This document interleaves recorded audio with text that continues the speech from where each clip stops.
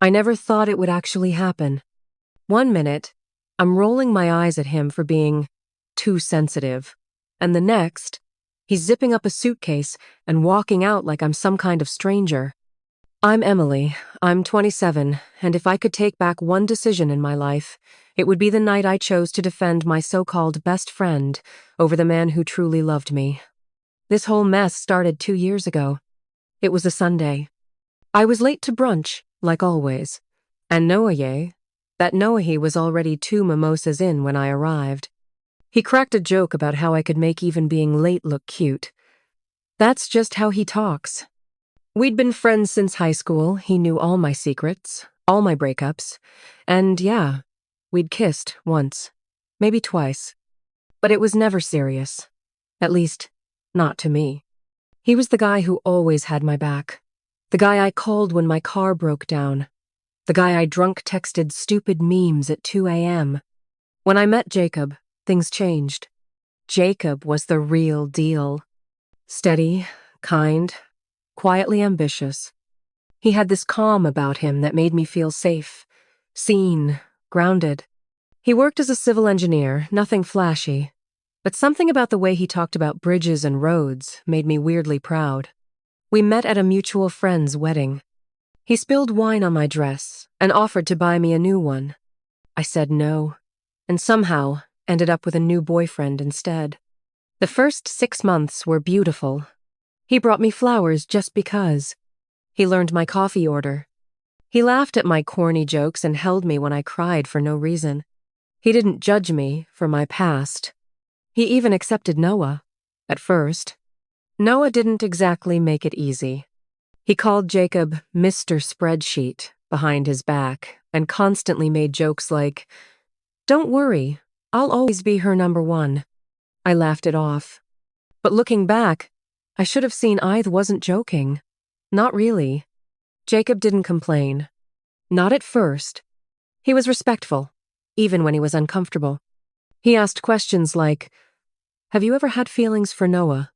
And I'd scoff, roll my eyes, say things like, "Babe, don't be insecure, he's just a friend." But then came the texts. Messages from Noah at 1 a.m. saying, "Wish you were here." Inside jokes. Memes that only made sense if you knew about that one summer night in 2018. Jacob never said much, but I saw the way his jaw would clench when he saw Noah's name light up my screen. And I started hiding my phone. Face down. Silent mode. I told myself it was to avoid unnecessary arguments. But the truth? I knew I was crossing lines. Things came to a head when I lied. Jacob's birthday was coming up, and I told him I had to work late the night before. But really, I was at Noah's apartment watching a movie. It was supposed to be innocent. It wasn't. We didn't kiss. We didn't touch. But something about sitting that close to him, hearing him say, "I miss when it was just us," made my heart twist. I didn't say anything. Not to him. Not to Jacob. The next morning, Jacob made me pancakes and kissed my forehead. I felt sick, guilty, but not guilty enough to tell the truth. 2 weeks later, Jacob sat me down. He looked me in the eyes, really looked at me and said, "I love you, but I need you to block Noah. I'm not trying to control you, I feel like I'm sharing my relationship with someone who's not even in it." I laughed. Laughed like he'd just asked me to quit my job or shave my head. I said, "Wow, that's really insecure of you." He didn't yell. He didn't fight. He just nodded slowly, stood up, and walked into our bedroom. 5 minutes later, I heard the zipper of a suitcase. And just like that, it was real. I followed him, still trying to downplay it. "Come on, Jacob. You're seriously going to walk out over a friend?" He didn't answer. Just kept folding shirts, one by one. Methodical. Calm. Too calm. I switched tactics. Told him he was being dramatic. Then I cried. Then I screamed. Then I begged.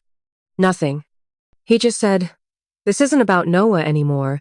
This is about how you made me feel like I was crazy for setting a boundary, like I was the problem. I'm not." And that was it. He left. He didn't slam the door. He didn't say goodbye. He just left. The silence after was deafening. No more coffee brewing in the morning. No more goodnight kisses. Just me. Alone. Noah came over that night. I let him in, thinking it would make me feel better. But it didn't. He acted weird. Kept checking his phone.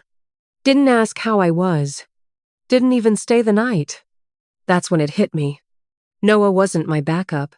He was a distraction. He loved the thrill of being the forbidden best friend. But once the secret was out, the thrill was gone. So was he. A month passed. Then, too, Jacob never reached out. Never responded to my texts. I sent him this long email once, pouring everything out, my regrets, my realizations, my apologies. He didn't reply. But I heard from a friend that he'd moved into a new apartment. Alone. He started going to the gym again. Posted a picture with his sister's dog. Smiling. And me? I spiraled for a while. Cut off Noah.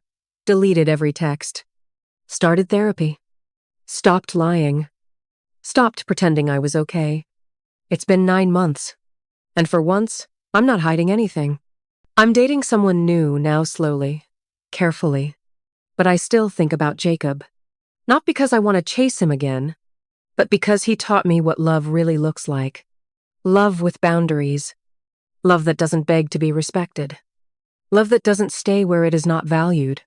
I used to think blocking someone was dramatic.